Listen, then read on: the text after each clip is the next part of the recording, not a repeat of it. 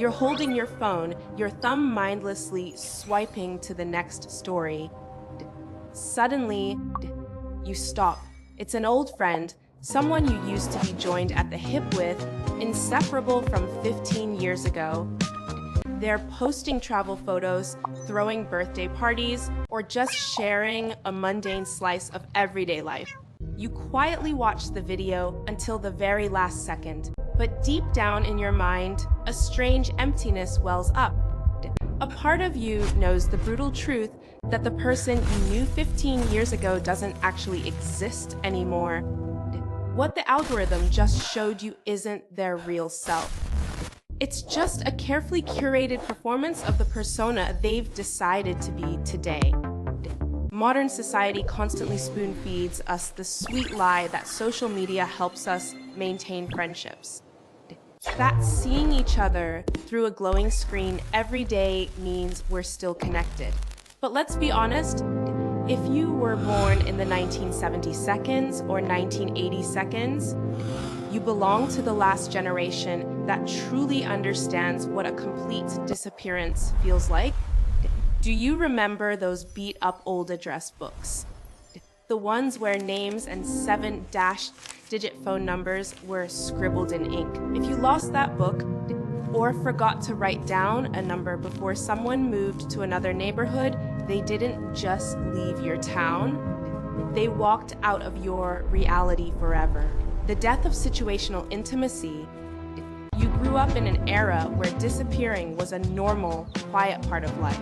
Back then, your interactions had a very specific psychological quality that researchers call situational intimacy. Conversations weren't recorded or screenshotted, there was no digital footprint left behind, and they were completely unrepeatable, known only to those present in the moment. As life moved on and people left, you learned how to accept separation.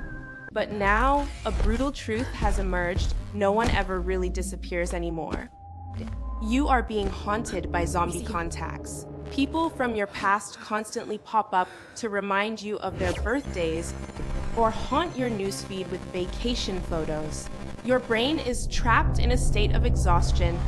It is silently mourning the friends who have actually left, while simultaneously being overwhelmed by those exact same people, the ones who refuse to leave your phone screen. The burden of disenfranchised grief.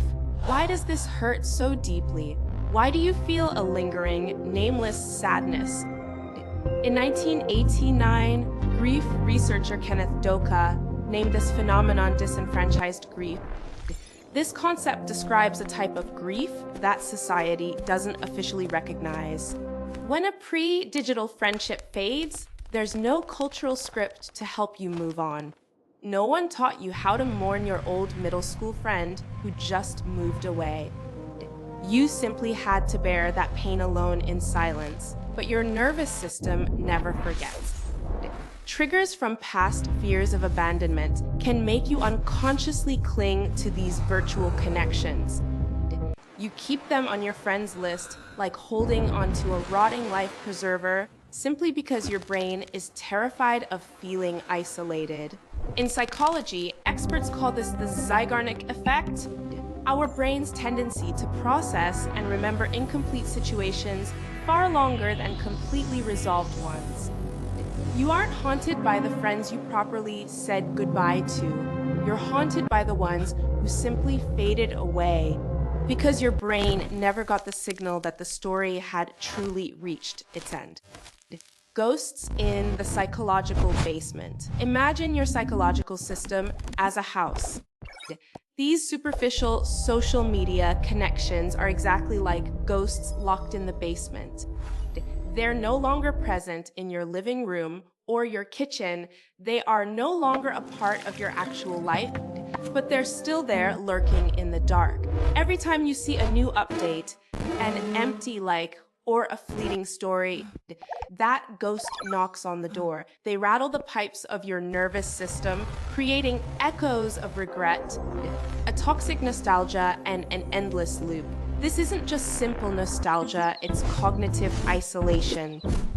You have become the sole guardian of a shared history that now only exists in one place, your memory. It's time to release those ghosts and free yourself. The solution here isn't to try and reconnect. The solution is having the courage to let go. Hitting the unfollow or unfriend button on a dead connection isn't a cruel or cold act. It is a ritual to close out the past, a ritual the past never gave you the chance to perform. By doing this, you are manually closing the zygarnic loop. You are cleaning out your psychological basement and silencing the digital noise so your nervous system can finally rest and recover. Real relationships require presence. They require time, friction, and the warmth of a flesh and blood existence. A notification on a phone can never replace someone actually showing up for you. Protect your peace. Clean up your digital space. Let your old friends rest peacefully in the beautiful memories of the analog era, instead of forcing them to wander like digital ghosts on your newsfeed. If you are carrying this exhaustion, if you crave something more genuine than taps on a cold screen, let us know. Scroll down to the comments and type, "I miss genuine connection." Start the journey of closing those old doors. Protect your peace.